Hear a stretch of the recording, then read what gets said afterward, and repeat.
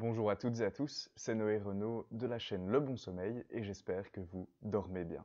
Vous n'avez jamais rêvé de dormir moins pour vous libérer du temps, tout en ayant toujours de l'énergie? Eh bien, cette promesse, c'est celle du sommeil polyphasique. Je vais vous expliquer ce que c'est et aussi vous donner mon avis critique sur cette méthode de sommeil. Nous avons l'habitude de dormir de manière monophasique. C'est-à-dire que nous dormons une grosse fois durant la nuit, on a un gros bloc de sommeil. Eh bien, le sommeil polyphasique, c'est casser ce gros bloc en petits morceaux et de les répartir durant la journée.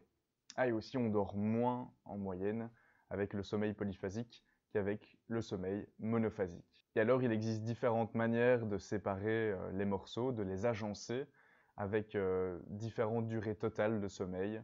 Il y a par exemple le sommeil polyphasique Everyman, donc il y en a différents. Il y a celui par exemple où on dort 4h30 d'un coup et on fait 2 siestes de 30 minutes durant sa journée.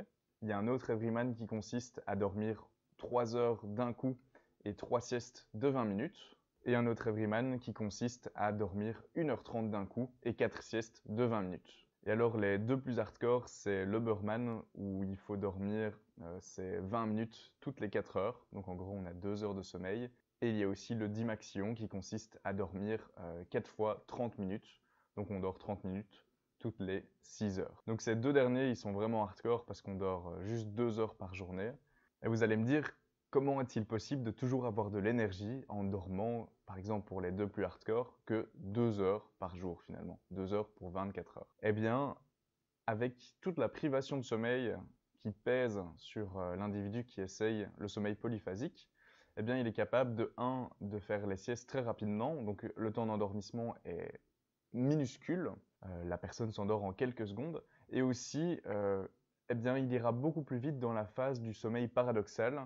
Cette phase favorise, recharge en fait, si vous voulez, les batteries, surtout pour le cerveau. Donc on a quand même l'impression d'être en forme, malgré le fait de dormir 2 heures par jour. Alors, je n'ai jamais essayé le sommeil polyphasique et je suis hyper sceptique quant à cette technique. Je vais vous expliquer pourquoi. D'accord, il y a plus de sommeil paradoxal avec le sommeil polyphasique. C'est-à-dire qu'on va arriver directement à la phase de sommeil paradoxal durant les siestes.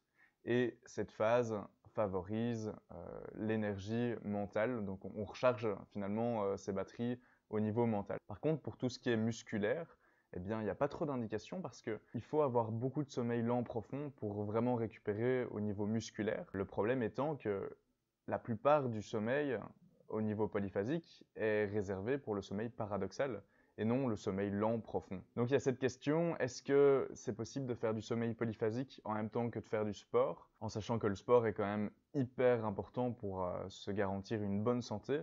Donc là, déjà un point où je suis pas mal sceptique. De plus, ce rythme de vie demande beaucoup de sacrifices. On dit au revoir aux clopes, au revoir au café, au revoir aux boissons énergisantes, mais aussi à l'alcool et toutes les bières et tout ça. C'est beaucoup de sacrifices finalement.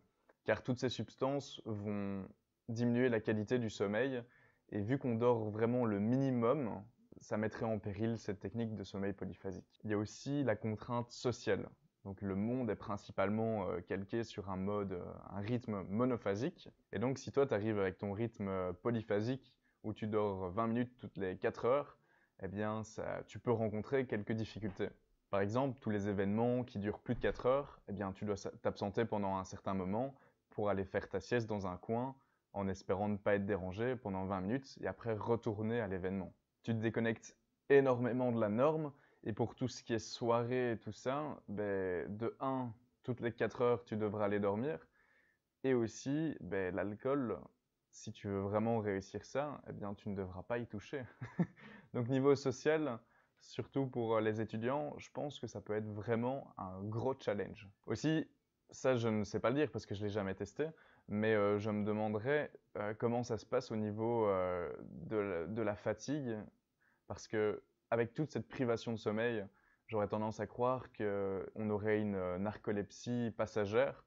Genre, si tu es hyper fatigué, tu t'endors comme ça sans le vouloir et tu te réveilles en sursaut.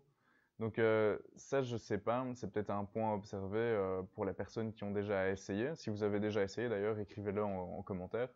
Je serais très content de savoir si vous avez déjà tenté l'expérience. Bah oui, en gros, je me demande qu'en est-il par rapport à la fatigue? Les gens disent que la première semaine, oui, c'est très difficile parce qu'on est un peu comme un zombie, il faut le temps que le corps s'adapte. Mais après, pour les autres semaines, est-ce qu'on a des crises de narcolepsie qui arrivent? Et il y a aussi la question de la discipline parce qu'il faut énormément de discipline, de rigueur pour tenir un rythme de vie pareil avec des siestes toutes les 4 heures. Enfin, j'ai l'impression que ça devrait être quelque chose d'hyper compliqué.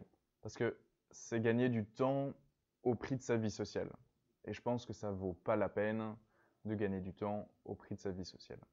Donc voilà, j'ai un avis assez tranché sur le sujet. Je trouve qu'il y a plus de points négatifs que de points positifs à cette technique. Mais malgré tout, je n'ai jamais testé cette technique. Donc je n'ai pas un avis hyper objectif de ce genre de choses. Et c'est la raison pour laquelle je vais essayer le sommeil polyphasique et je vous ferai un compte-rendu sur ma chaîne de ce que j'en ai pensé et finalement mon avis, comment a-t-il évolué par rapport au sommeil polyphasique. Merci de m'avoir écouté, c'était Noé Renaud de la chaîne Le Bon Sommeil.